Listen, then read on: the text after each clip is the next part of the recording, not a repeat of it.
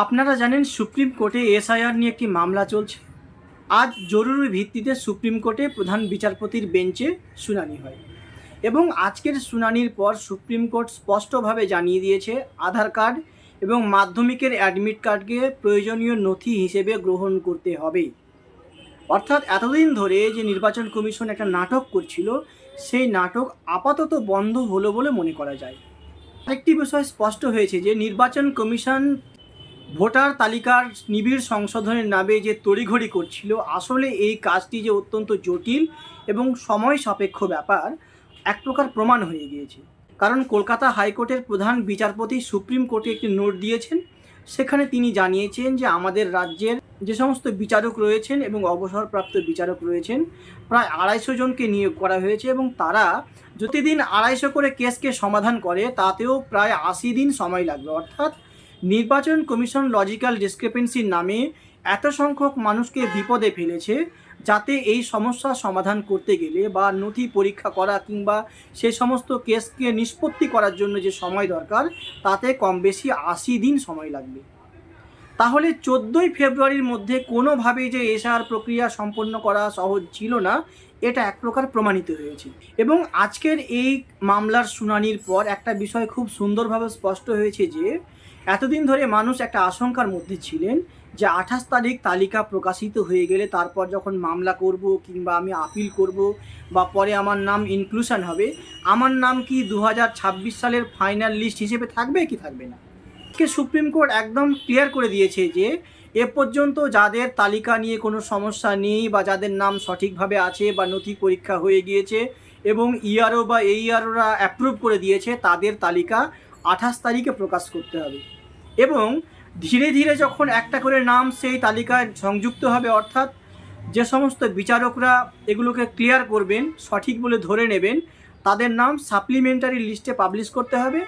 এবং নির্বাচনের আগে পর্যন্ত যতগুলো সাপ্লিমেন্টারি লিস্ট পাবলিশ হবে, প্রত্যেকটা লিস্টকে 2026 সালের ফাইনাল লিস্ট হিসেবে ধরতে হবে। অর্থাৎ 28 তারিখে আপনার নাম যদি না থাকে, তার পরের ধাপে যদি আপনার নাম প্রকাশিত হয়, তাহলেও আপনি 28 তারিখের তালিকায় নাম আছে এই দাবি করতে পারবেন। এটা সুপ্রিম কোর্ট স্পষ্ট করে দিয়েছে।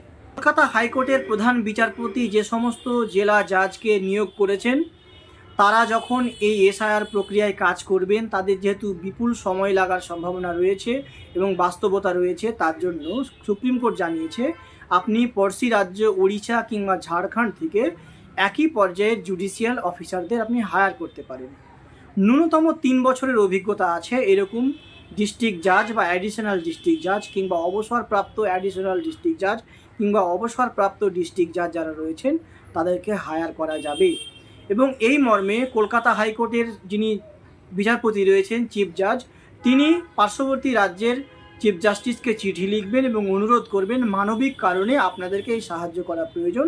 তখন সংশ্লিষ্ট রাজ্য বা সংশ্লিষ্ট রাজ্যের হাইকোর্টের যিনি প্রধান বিচারপতি আছেন, তিনি কলকাতা হাইকোর্টের প্রধান বিচারপতির আর্জি মেনে সাড়া দেবেন, এই কথাটা সুপ্রিম কোর্ট বলেছে। এবং একটা বিষয় এখানে প্রশ্ন তোলা হয়, পরবর্তী রাজ্যের যারা জাজ আসবেন তারা কি বাংলা ভাষা বুঝতে পারবেন কিংবা এখানকার ভাষা বা সংস্কৃতি তো আলাদা। তখন সুপ্রিম কোর্ট বলেছে একটা সময় বাংলা, বিহার, ওড়িশা একটা রাজ্য ছিল, স্বাভাবিকভাবে তাদের ভাষা এবং সংস্কৃতির মধ্যে একটা মিল রয়েছে, তাতে খুব একটা সমস্যা হবে না, আপনারা তাদেরকে হায়ার করতে পারেন।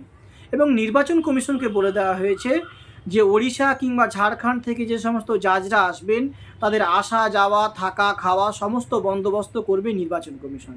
রাজ্য সরকারকে এর কোনো দায়ভার বহন করতে হবে না, নির্বাচন কমিশন সমস্ত দায়ভার বহন করবে।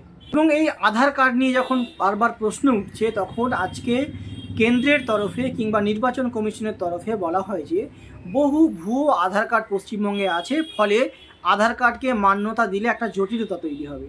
তখন সুপ্রিম কোর্ট বলেছে যে কেউ জাল নথি করেছে কি করেনি এটা আমাদের দেখার দায়িত্ব নয়, এটা কেন্দ্রীয় সরকার দেখবে।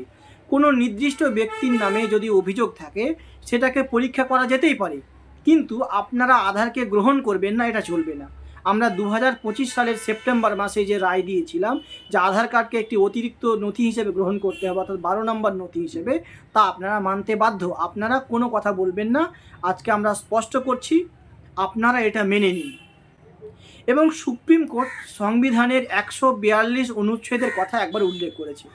সুপ্রিম কোর্ট বলেছে যে আমরা কমপ্লিট জাস্টিস অর্থাৎ পূর্ণাঙ্গ ন্যায় প্রতিষ্ঠার জন্য আধার কার্ডকে মান্যতা দিচ্ছি।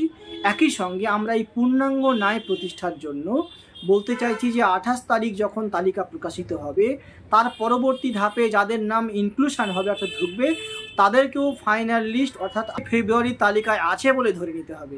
ফলে আদালতের আজকের পর্যবেক্ষণে কিছু পজিটিভ দিক রয়েছে। এখন দেখার বাকি কাজ কিভাবে সম্পন্ন হয়, নাকি নির্বাচন কমিশন আবার কোনো ছলনার আশ্রয় নেয়। আশা করব নির্বাচন কমিশন সুপ্রিম কোর্টের কাছে যে থাপ্পড় খেয়েছে তাতে সাধারণ মানুষের ভোটাধিকার রক্ষায় সচেষ্ট হবেন, কোনো বৈধ নাগরিককে বেনাগরিক করার চেষ্টা করবেন না, এটুকু আমরা আশা করতেই পারি। এখন বাকিটা সময় বলবে।